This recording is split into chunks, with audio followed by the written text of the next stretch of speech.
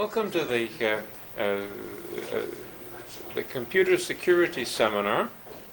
Our speaker today is Rick Aldrich of Booz Allen Hamilton, and he will talk about what's new in cyber law, an overview of recent legal developments. Rick. Thank you very much. I come to you today from Washington, D.C. That's where I primarily work. And my primary client is the Department of Defense Chief Information Officer. So some of the cases that I'll be presenting to you today will have a military flavor, but all of them have more general application to virtually any federal agency or to any state agency or even a lot of times to corporate entities. What I'd like to do is run this as informally as possible, so if you have any questions at any point, just raise your hand. I'll also be asking you some questions, so I'd like to see if we can get some interactivity that way too. Although I am an attorney, this presentation is not legal advice, and I have the full disclaimer down there in the fine print. So if there is anything that you want to take action on, you should actually seek an attorney for the specific facts and circumstances of that case. This is just general legal principles that will help you become more aware. Why this briefing? Basically, I'd like to update you on some of the cutting-edge legal developments in cyberspace because this is a very immature area, so the law tends to change quite rapidly, especially in response to changes in technology. And a lot of the things do impact information security and information assurance, so I wanted to highlight some of those for you today. The first thing I wanted to do is talk about on the international scene, what do we have? And the primary thing we have on the international scene is the Cybercrime Convention. And as you can see by the slide, that was ratified in 2004 by the necessary 5 parties. The United States signed it at that time, but didn't actually ratify it until 2006. And it took effect for the United States in 2007. As you can see there, 26 nations have ratified it so far. But if you look at the list, it's kind of a mixed bag. A lot of small countries, some major countries that you might expect to be in there have not ratified it yet. So we're still looking for more things there. There's a couple issues that are identified down there that have caused some people some consternation about this treaty. Overall, most people think it's good, but a couple issues down there. One of them is lack of dual criminality. Does anyone know what dual criminality means, what that concept means? Okay, does anyone remember when we had the I love you virus that spread pretty much around the world? And where did they eventually track the person who wrote that code to? The Philippines, correct. Now, did we ever prosecute that individual? No. And why didn't we? The reason is because it wasn't a crime in the Philippines. So even though we have an extradition treaty with the Philippines, unless it's a felony both in the United States and in the Philippines isn't required to extradite the individual. Now, if he were to travel to, say, like Disneyland to celebrate this fact, then we could seize him while he's here, because then we don't have to worry about the extradition treaty. But so one of the issues here is that there's a lack of dual criminality for mutual legal assistance. And what that means is that countries could ask us to assist them on issues that weren't crimes in our country. And some people have a difficulty with that because some people have very strict laws with regard to what you can publish on the internet, which would violate our First Amendment. When I talk to people from the Department of Justice, they say that's not how we are interpreting this provision, and so it's not really an issue they don't believe. The other one would require the divulgence of a decryption key. And there's some somewhat vague language in the treaty that indicates there may be a necessity for law enforcement to assist in obtaining a decryption key. And in our country, that can be somewhat difficult because of our Fifth Amendment, right against self-incrimination. So those are just a couple of issues that were raised. And, but overall, as I indicated, that's a very helpful treaty, especially the 24/7 points of contact.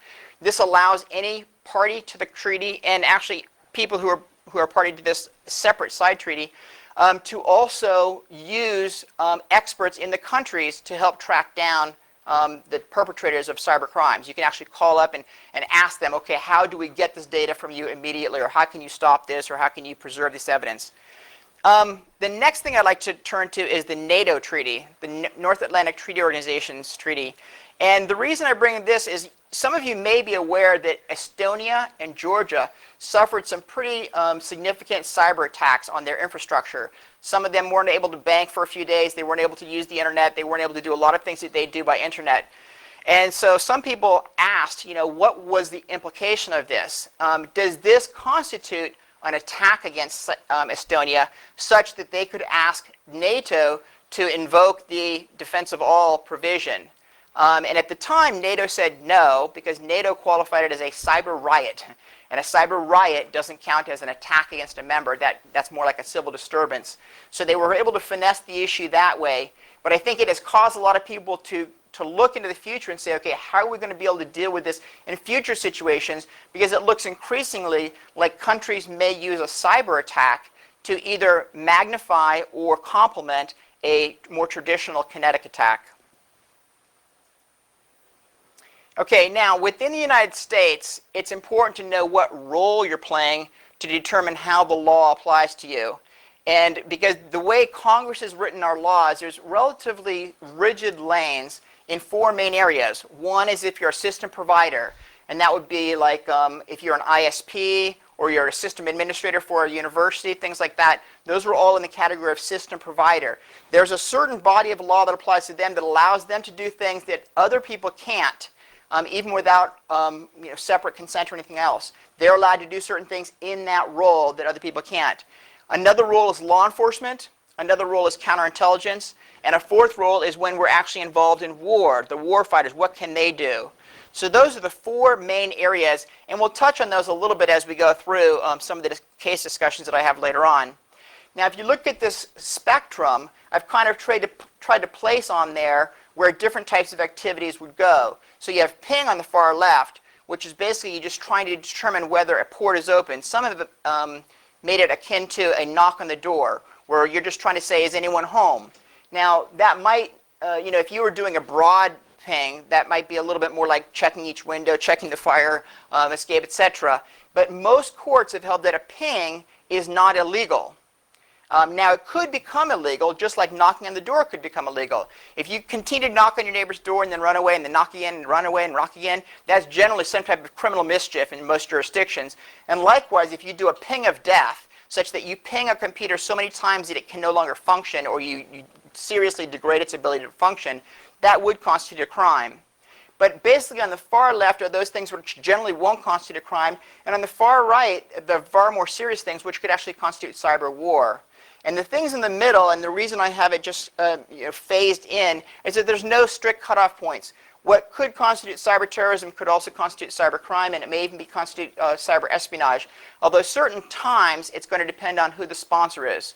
So generally, in the legal sense, a nation state has to be the sponsor of cyber war.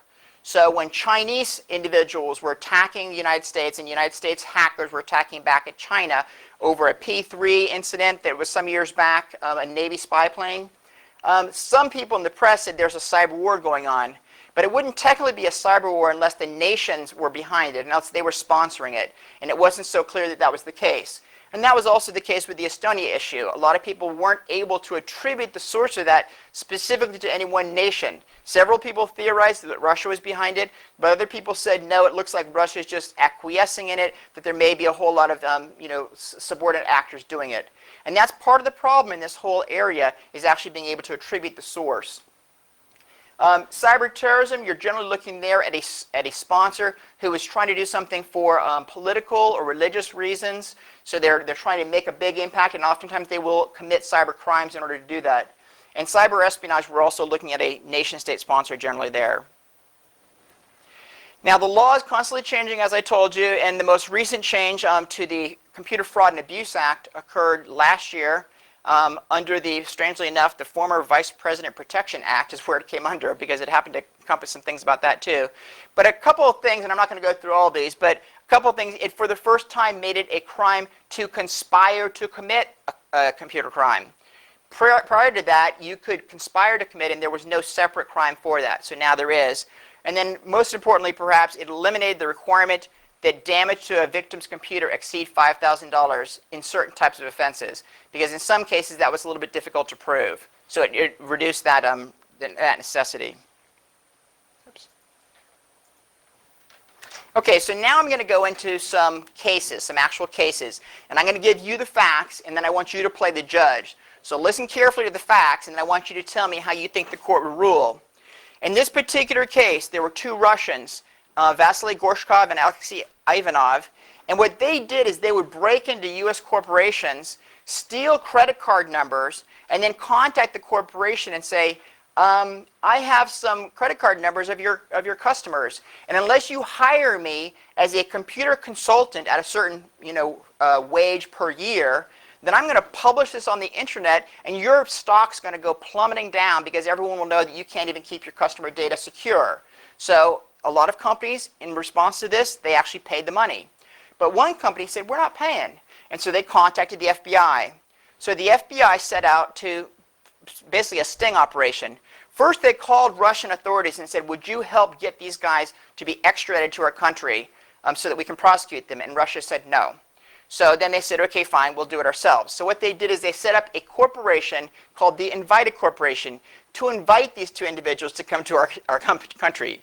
They set it up in Seattle. They sent them messages saying, we heard that you have exceptional skills as a computer security consultant, and we're wondering if you'd be willing to work for our company. If so, would you please fly to Seattle and interview with us? So they flew to Seattle. When they got there, they said, well, before we hire you, we'd like you to demonstrate your computer skills. Would you please use this Invited laptop to show us how you can hack into people? So they said, well, we left all of our tools in Russia. And they said, that's all right. Go ahead. You can get them, and download them to this computer and use them. So they used the Invited Corporation computer, which had a keylogger on it, to sign into their site in Russia, download their tools, and then show that they had these good hacking skills. Well, the FBI had sealed indictments against them, so as soon as they had their user ID and password, they were seized and taken away. Then the FBI went back into their place in Russia and downloaded several gigabits of data to use against them in the trial. Now, after they downloaded it, they secured it. Then they went to a federal court judge and said, we would like a search warrant to search this data. They used that search warrant. They searched the data, and they used that data to prosecute them. At trial, Gorshkov said, wait a minute, Fourth Amendment, you got the search warrant after you already got all the data, so therefore you should not be able to use the data against me. How many of you think that this was a Fourth Amendment violation? Raise your hand. How many think it was not? Okay. In this case, the court said it was not. The reason they said it was not is, who would you get a search warrant for to search computers in Russia? Okay, we have no judges that have jurisdiction over Russia. So there's no way you could get a search warrant. So the court said the Fourth Amendment applies to people within the United States. It does not apply to people outside the United States. Now, in rare situations, it could. If a U.S. Military member is abroad, for instance, and U.S. personnel are trying to do something to him, it still would. But generally, it doesn't apply outside the United States. So the court said, actually, we think what was done in this case was the best thing. They pulled it into the United States, but then sought a search warrant before they used it. Now, I will say there's a little bit of a problem here, and that is, a keylogger does what? It records every keystroke. If you're communicating overseas, what you're doing then is not just pulling data off of a computer, you're actually recording a communication. In the United States, that requires a higher order called the Title III order, not just a regular search warrant. They didn't have a Title III order in this case. And so some might ask, well, wait a minute, how did they do the wire intercept then? So I asked some of my friends in Department of Justice, I said, how'd they do this? And they said, oh, well, they had a consent form that they had to click through on the computer before they could use it. And I said, oh, okay. So they clicked through that consent form, and he said, well, actually, the undercover agents got a little antsy, so they went and clicked through it before and then gave him the computer. Okay, now does that create any problems? Okay, now the agents consented to the interception, but they haven't. Interestingly, though, neither of them raised the interception issue, so it never became an issue at court. But it does create some issues potentially for future cases.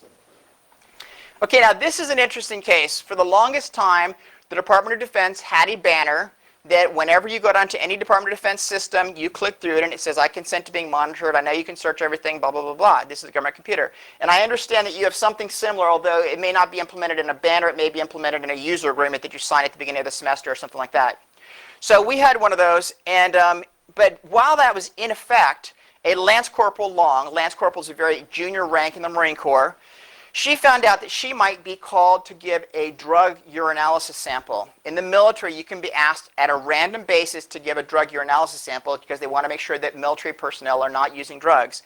She found out that that might be happening, and she got very nervous. So she got onto her Marine Corps computer using the Navy Marine Corps intranet and sent letters or emails to her friends saying, first of all, does anyone know how good this drug test is? Could it actually detect my use?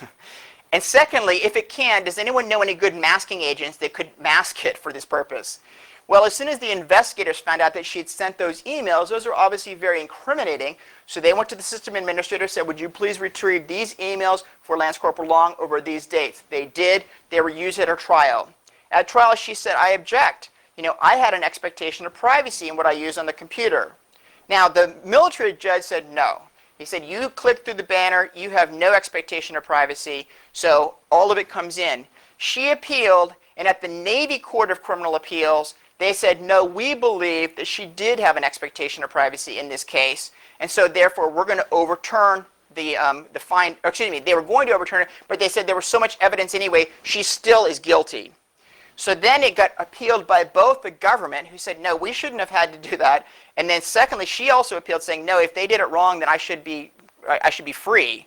So on appeal, the issue is, does a military member using a military computer over a military network have reasonable expectation of privacy in that use? How many of you think yes? How many think no? Okay, and that's what we all thought, and you would all be wrong. United States Court of Appeals for the Armed Forces, which is the highest military court, one step below the Supreme Court, said that there was an expectation of privacy based on three things. One, she was told to come up with her own password, and she was told not to tell anyone that. And she thought, if I have my own password and no, I can't tell anyone, then obviously I have an expectation of privacy and anything behind that password. The government argued, no, the system administrator can go to right around that password. He can change the password. It doesn't matter. Everyone's given a password. It doesn't matter. The court said, no, we think it's important nonetheless. Now, this was the part that killed the government, however. When the government brought her emails in at trial, they asked the system administrator, are these the emails that you retrieved for us? And he said, yes. On cross-examination, the defense counsel said, do you always read everyone's email? And he said, oh, no, because I think they're private. Okay, so now you have a government witness saying he thinks they're private. Now that's a big stake in the heart there for us. And then the final one was they said, we also think the banner was weak. We think the banner was written in such a way that it only gives a very limited reduction in the expectation of privacy. So based on that last one, what we decided to do is retrain all of our system administrators so they wouldn't do that second error.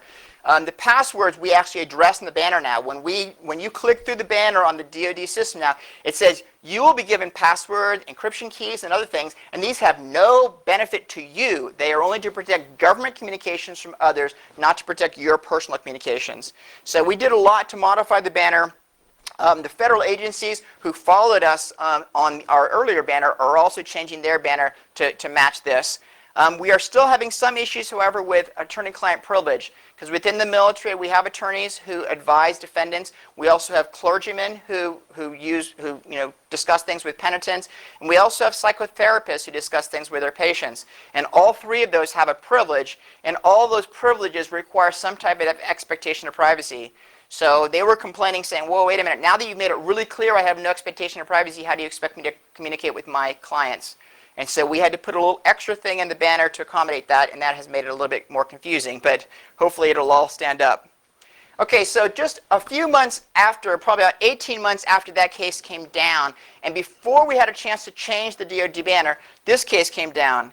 A reservist major who was filling a desk for a deployed officer over in Iraq, he was staying stateside while the other officer went abroad. He apparently was bored at his desk, so he started soliciting sex with minors. And he did this in such a way that it obtained some notice by the local law enforcement authorities, not the military, but the local. So when he went to meet 14-year-old Kristen, who was actually an undercover cop, they arrested him. And then they called the military base and said, hey, we just thought you ought to know, we have one of your majors in jail down here for trying to proposition a 14-year-old over the internet. So the military was very concerned about this, and the commander said, okay, well, I want his office searched, and I want his computer searched to find out what the heck he's been doing while he's been at this desk. So they did, and they found additional incriminating evidence against him. So he moves to suppress the search of his office and the search of his computer, claiming he had an expectation of privacy. Now again, this came down after the Long case came down, which I just told you about, and before we changed the banner. So there are two issues. Does a military member have a reasonable expectation of privacy in his office space? How many think yes? His door was locked. How many? His office is on the military installation in a military building. How many think yes? How many think no? Okay. And then the second question is, does a military member have a reasonable expectation of privacy in proxy files stored on his computer? Now, this is slightly different because what they claimed is that the proxy files, which are generated automatically by Windows, indicated the types of programs he was using and what times he used them, etc., but that they were generated by the computer, and therefore he would have no expectation of privacy. Now, do you think that's a distinction that the court should recognize? How many think it is? Okay, and how many think it is not? And some people aren't playing anymore. Okay. Okay, so the Air Force Court of Criminal Appeals held that there is no expectation of privacy in the, that there was no expectation of privacy in the log files. So they could seize those because most people wouldn't even know that they're there. And then they said because of that, it's distinguishable from long.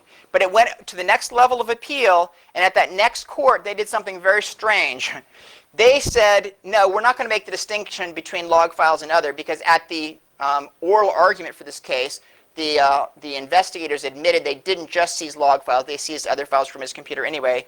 But they said, no, he still had no expectation of privacy. And now let's look at their rationale. First, they said the banner put him on notice. He says, wait a minute, long case, you said the banner wasn't good enough. They said, oh, no, it's fine.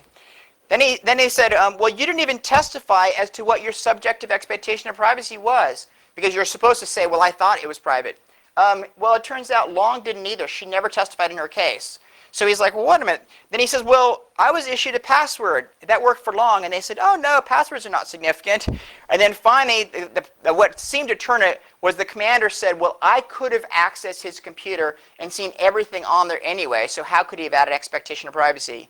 Now, interestingly, this was incorrect because the individual actually had an encryption key, a special CAC card, common access card, which encrypts his files. And so although the commander could have got on the computer, he could not have gotten into any of his files. So strangely enough, the only thing that really was the difference between Long seems to be erroneously reported. So this is kind of a strange case.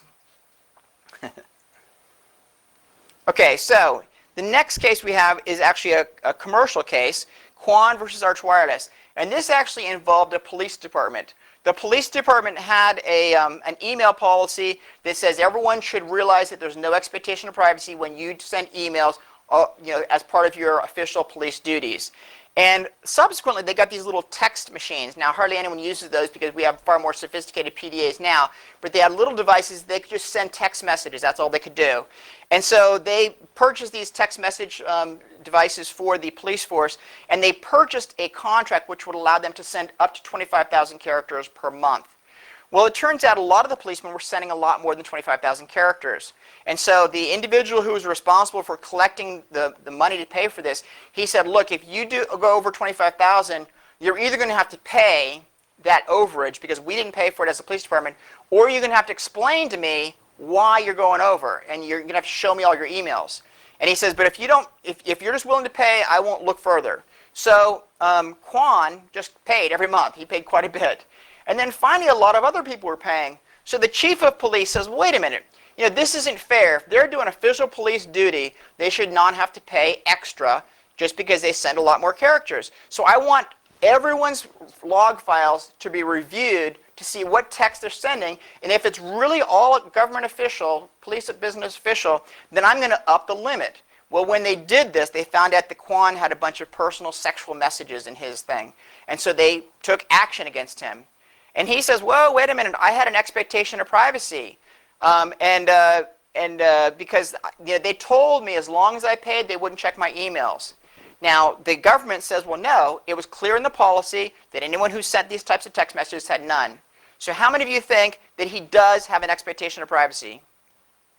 How many think he does not? Okay, it's pretty evenly split here.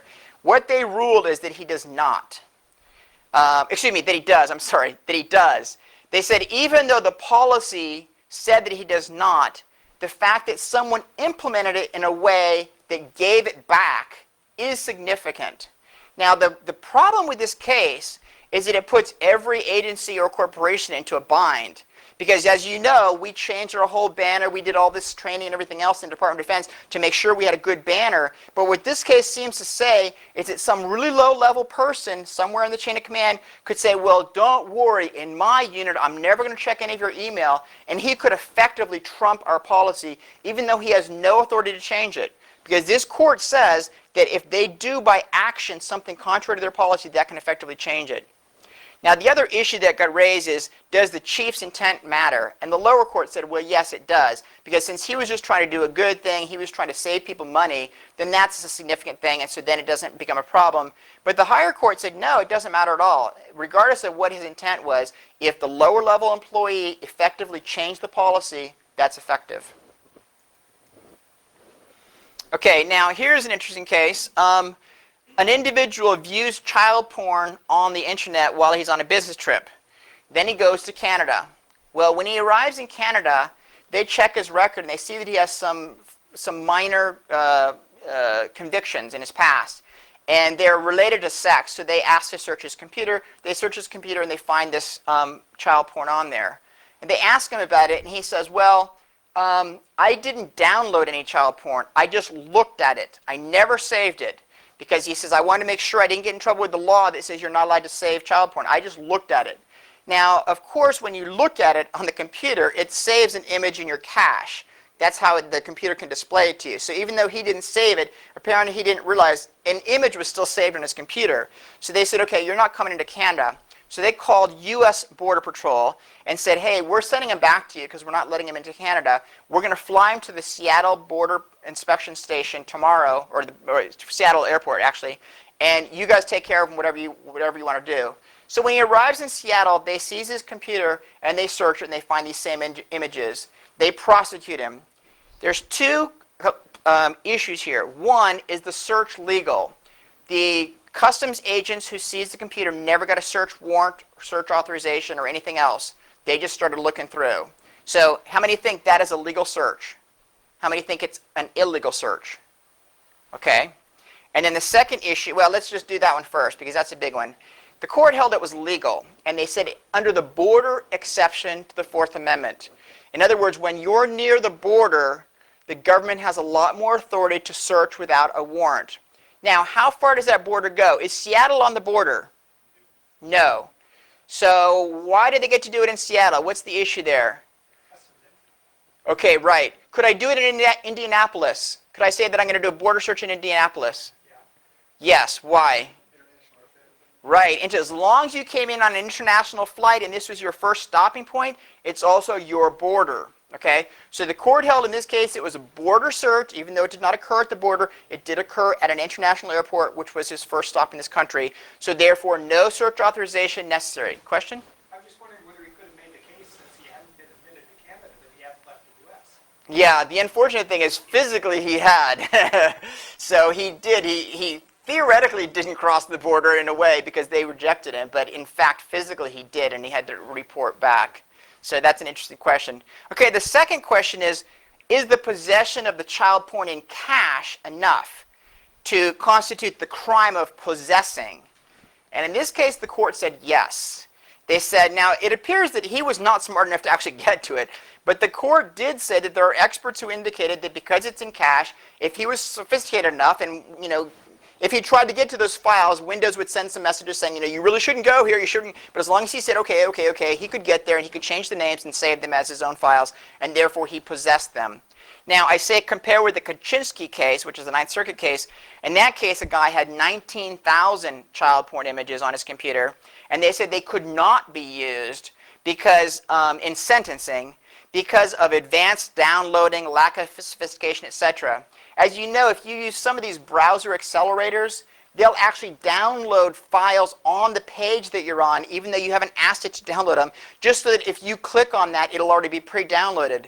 So in theory, you could have images in your cache that you never knew about, that you never even wanted. So one of the courts said that was significant. This particular court said no. It may have been the fact that he actually admitted that he did go to these sites and looked at them, so that would be kind of a significant issue. Okay, so here's another border case. Comes on the heels of the prior one. Arnold flew 24 hours from the Philippines to Los Angeles. He arrives dead tired. As he tries to go through customs, they said, well, we noticed you have a computer. Would you turn it on to show us that it works? He does so. When he turns it on, they see two files, one called Kodak Pictures and one called Kodak Memories.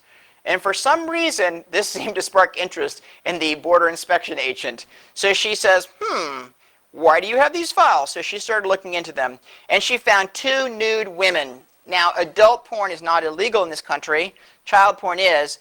But she thought perhaps there would be child porn on here. So she said she wanted to seize the computer. She seized the computer, and 2 weeks later, they did find child porn on there. He moved to suppress the evidence, saying it was an illegal search. How many think this search is illegal? How many think it's legal? Okay, about 50-50. Okay, now you would think from the last case that this would be legal under what exception? The border search exception. Okay, and that's actually how it turned out eventually. But I will say the district court tried to change it a little bit. At the district court, they said it was illegal because they said even at the border, the search cannot be overly invasive. So if you're crossing from Mexico, let's say, into California, they can search you without a warrant, but they can't say, take off all your clothes, we need to do a body cavity search. Okay? That would be going too far, even under the no warrant requirement, because it cannot be overly invasive. And what the district court said was, when you take someone's computer and just start searching through everything, because of the way people use computers now and store so much private information on there, it's basically an overly invasive search, therefore requiring a warrant. That went up on appeal to the Ninth Circuit. The Ninth Circuit said no. The Ninth Circuit said overly invasive only applies to invasions of the body, physical body, your body. So body cavity searches, making you strip down to nothing, etc. But it can never apply to property, regardless of how invasive it may be. So that's where the case law stands right now. So now this is causing a lot of people to be nervous. Some people who do work for corporations where they're carrying proprietary information, they don't want to travel across the border anymore because the government might seize that data, and they're afraid that the government might do something with their proprietary data that they don't want. Some foreign countries aren't either. So there's all sorts of ways to get around it. You can just email it out encrypted because they're not border patrols in cyberspace. So there's a lot of different ways, but a lot of people are much more nervous about carrying things across the border now. And interestingly, when I came to the country recently, I was at one of these border checkpoints, and so I looked at the guy and I said, he says, do you have a computer? And I said, yes, I do. And I just kind of was waiting for him to say, he wanted to check it or something, and I wanted to see how this worked. And he says, well, are you aware of, what types of searches we do? And I said, yes, actually, I teach in this area. And I said, I'll be very interested to see how you do this. And he says, oh, no, you don't have to worry. He says, I can tell you're not a child porn, collector. And I was like, really? And he's like, oh, yeah, I can spot him a mile away. And I'm like, boy, I'd love to talk to you more, but I don't unfortunately have time. But I also didn't want to give him any reason to change his mind. But okay, this next case also is another border case, but it has a little different twist to it. This is called In re Boucher. And this individual, he's crossing the border from Canada into the United States at a place in Vermont. And when he crosses, they also ask him if he has a computer. He says yes. And then they ask him, do you have any child porn on your computer? And in a moment of amazing frankness, he says, I'm not sure. He says, I download adult porn, and sometimes child porn comes with it, and I try to delete it all, but I'm not positive if I get it all. And they said, okay, well, you're going to have to turn this on and show us then. So he turns it on, and they said, where would this possibly be? And he says, probably on my Z drive. So he enters a passphrase to get to his Z drive, because his Z drive is encrypted. They see some images on there that they think are suspicious, probably child porn, so they say, okay, we're going to have to seize this. They seize it and power it down. They take it back to the station. You already see, I can see some of you smirking already. There's problems here. Okay, when they try to do the image, they realize that they're missing the Z drive. Nothing comes through on that. So they call him back and say, we need that passphrase. Well, he had seen an attorney in the meantime, and his attorney said, no, we're not giving any passphrases. So he says, I refuse. So they say, well, we're going to force you to. We're going to take you to court.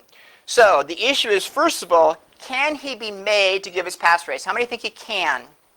How many think he cannot? Okay, and what are you reasoning? What's your rationale for why he cannot? Right, right, self-incrimination, because he would be testifying, in a sense, against himself by giving that passphrase. Now, the passphrase itself does not, but by giving that passphrase, he's basically saying, this is my computer, the things behind this passphrase are mine, and therefore, if there's anything there that's illegal, I basically am responsible. So they realize that at the last moment that's not going to work. So instead, they say, okay, well, we're not going to make you give us the passphrase. We just want you to come to the grand jury hearing.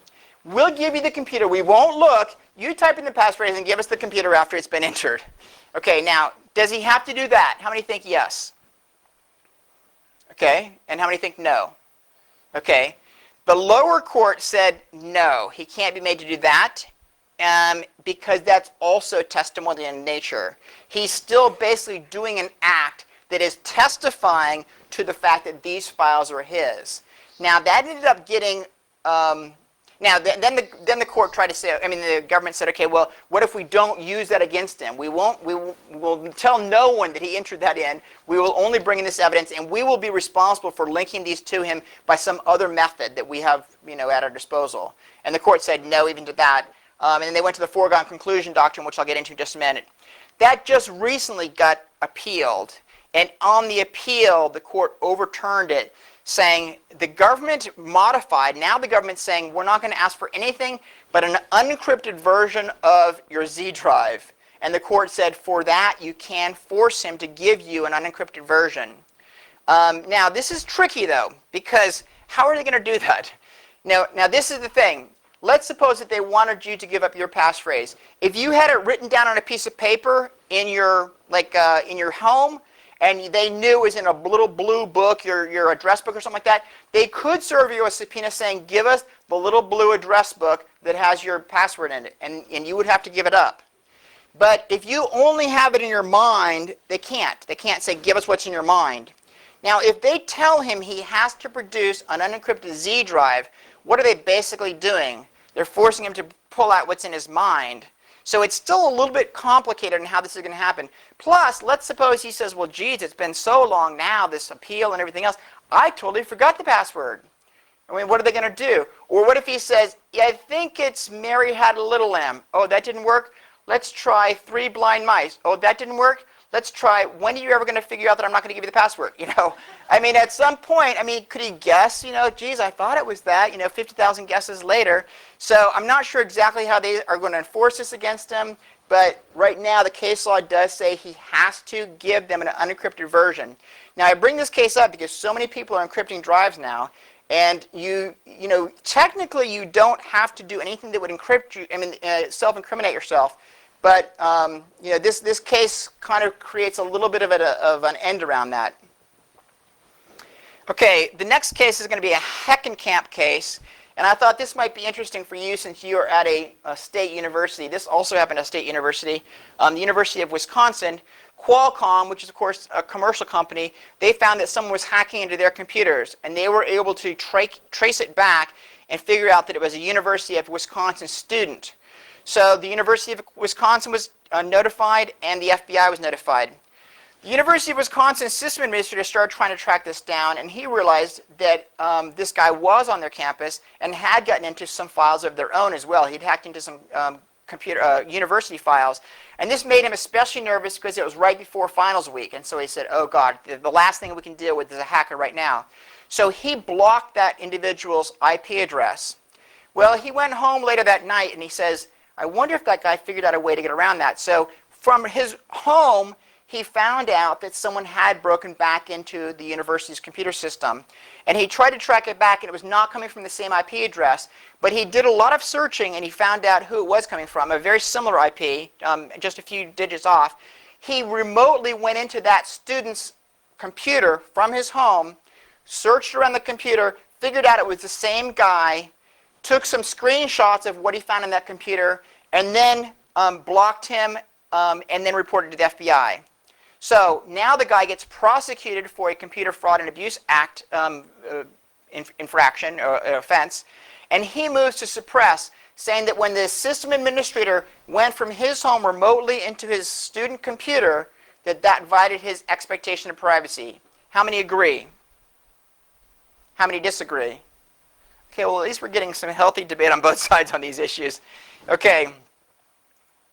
in this particular case, the court held that a student, at least in this case, did have a reasonable expectation of privacy in his personal computer, but that nonetheless, the school, which was a state school, so was still bound by the Fourth Amendment, had a special needs exception.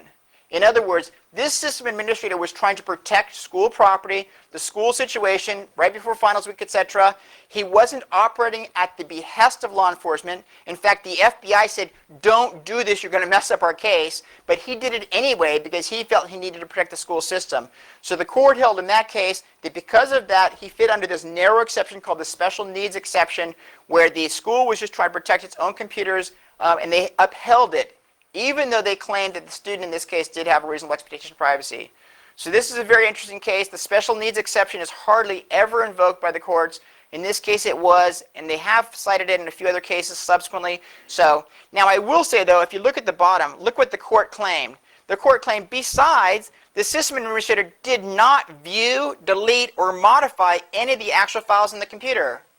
Okay, how can you search through a computer without viewing, modifying, or deleting any files? I don't know how you could do that.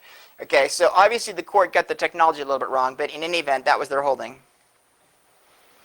Okay, now this is an interesting case because it deals with interceptions. An individual worked for Valence Media. Valence Media was the company that developed Torrent Spy, and then later he quit. But he was very concerned about what his bosses may say about him to subsequent employers. So what he decided to do is he hacked into their computer system, found out what his boss's email was, and made a copy of all of his boss's emails and had them automatically forwarded to an anonymous Gmail account that he had.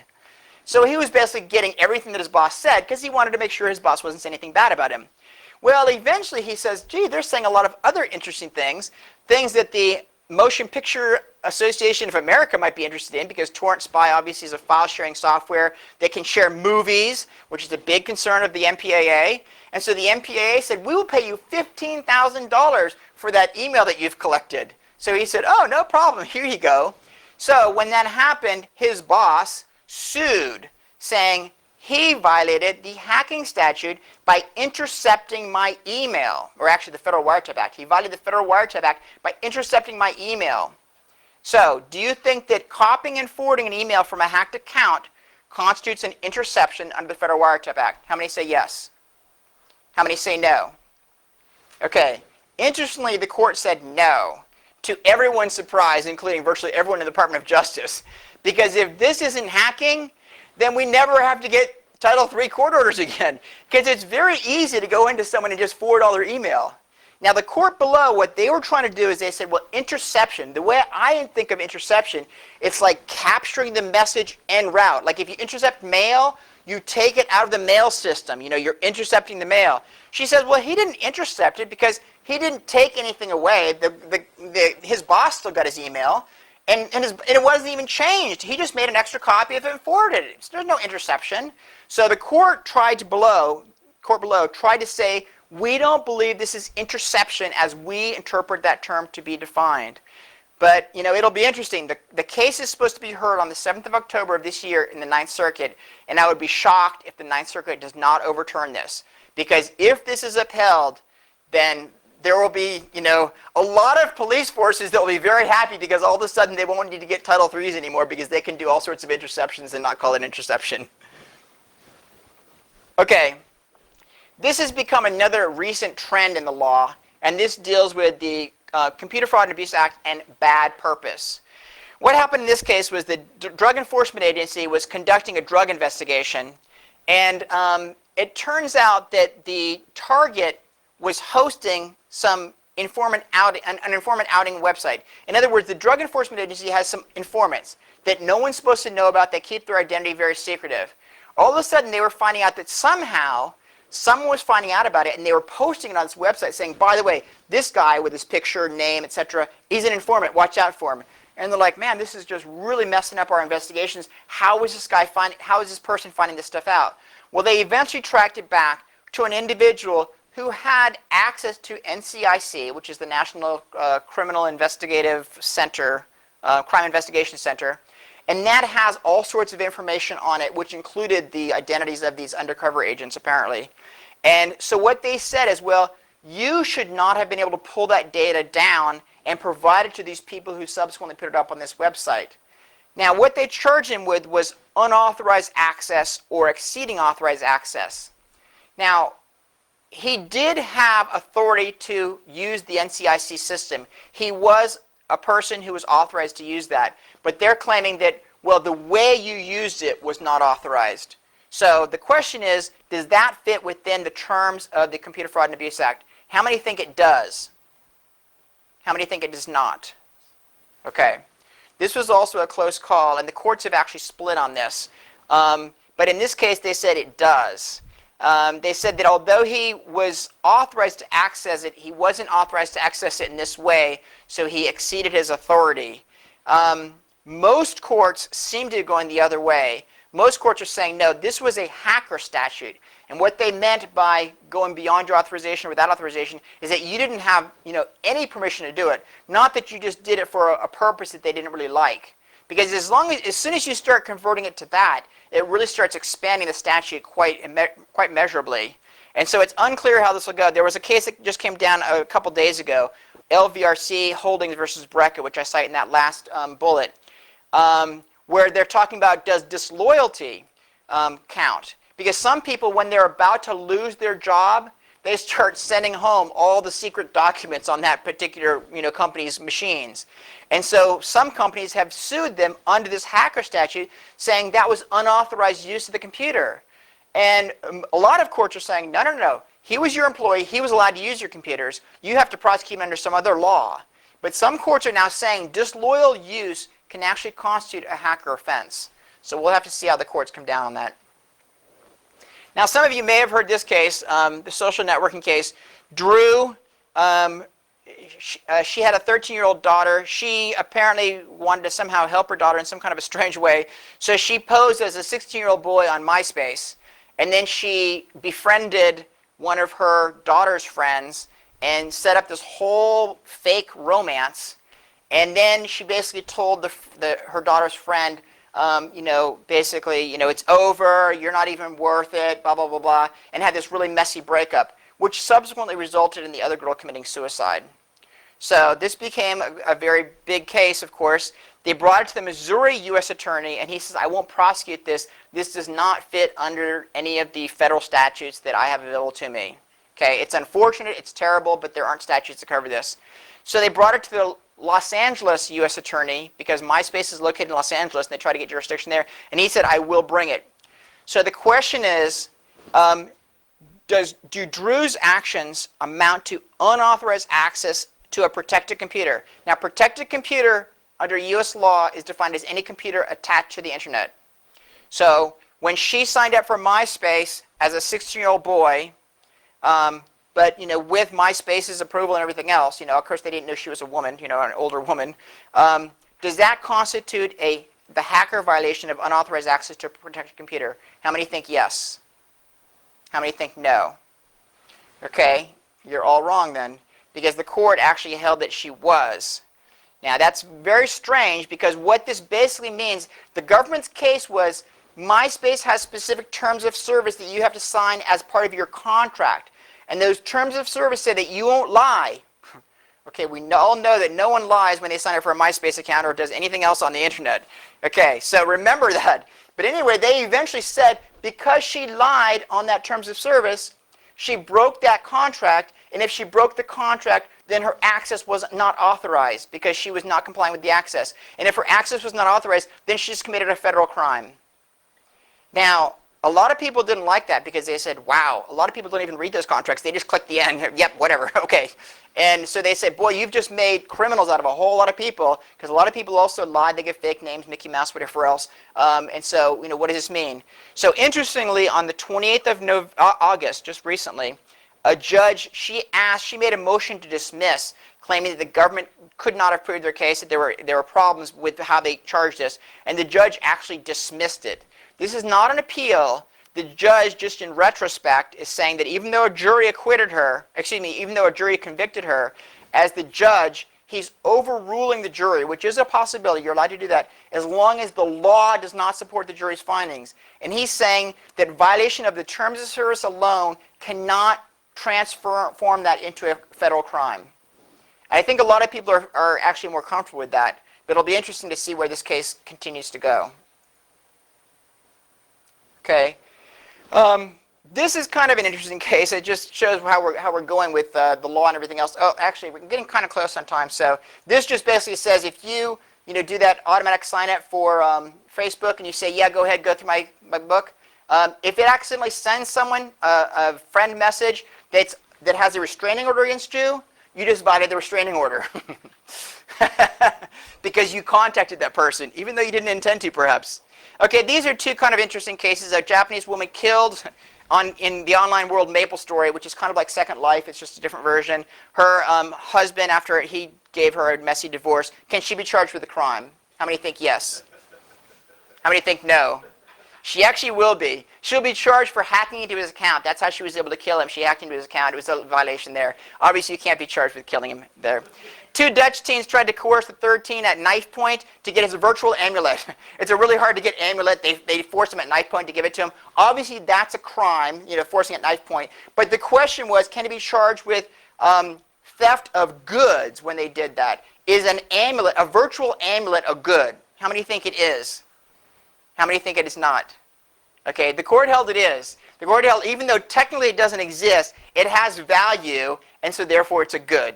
So, okay, and that's really all I have time for. I do have these slides available if any of you want them.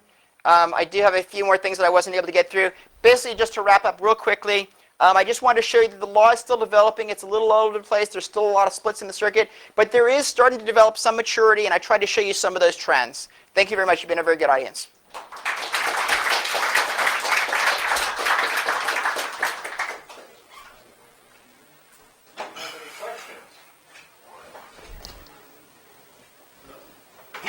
Yeah. What do you think about all of the music copying, movie copying, things like that? How do you think that falls on the law? Well, in most cases, it depends on the copyright status of the music. So there's some music and there's some literature. I mean, obviously Shakespeare's works, they're no longer copyrighted. So if you're just copying things like that, there's no problem. If you're copying things that still are copyrighted and you're not paying for them, that could be a problem. But as far as music goes, there's another little wrinkle. There was actually a senator who thought he should be able to copy music, to make one, version for his car and one version for the beach house and all this other stuff. And he says, "You mean I can't do that?" And he goes, "Well, I'm going to change the law." So he wrote a law that basically says you can do it for private non-commercial uses. Now, the way he got this by the record companies, because they were vehemently opposed to it, is that there's a fee set into certain types of things. Like if you buy a CD recorder or certain other types of devices that can do this, there's a fee automatically, you don't see it, that gets included in that goes into a central pot. And at the end of each year, Madonna can say, "I want my share," and they give her, whatever percentage share she has of all the music sales, she gets that percentage. And so you're allowed to make private, non-commercial copies. Now, some people have said, "Well, what does that mean?" I mean, I used to teach at a college, and our college students said, "Well, I'm giving private, non-commercial copies to everyone at the university." They didn't really envision it that way. It was more like family and personal uses and things like that. But it hasn't been really litigated in the courts. And then some people said, "Well, if you can do that for music, I'm going to make some private, non-commercial copies of my videos, that I can rent from Blockbuster and a few other things." Well, see, the law didn't extend to that. So that's really a different area. So it becomes very kind of messy.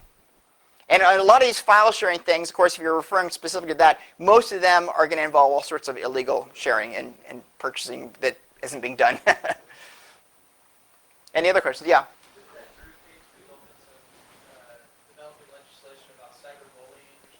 Yeah, there are some jurisdictions. I don't think it was done at the federal level, but a lot of states did enact some cyberbullying statutes that are kind of like traditional bullying statutes. It's tricky, though, because you have to show that they're doing certain things over the internet that meet certain criteria. And some people weren't sure, how do you define that? So the state laws vary, but yes, there are some. Good point. Any other questions? Okay, if you would like a copy of my slide, just let me know, or give me a card or something like that, or I'll give you my card, and then we can make it. And alternatively, we can make it available through CERIAS. Yeah. Okay, great. Thank you very much. Thank you.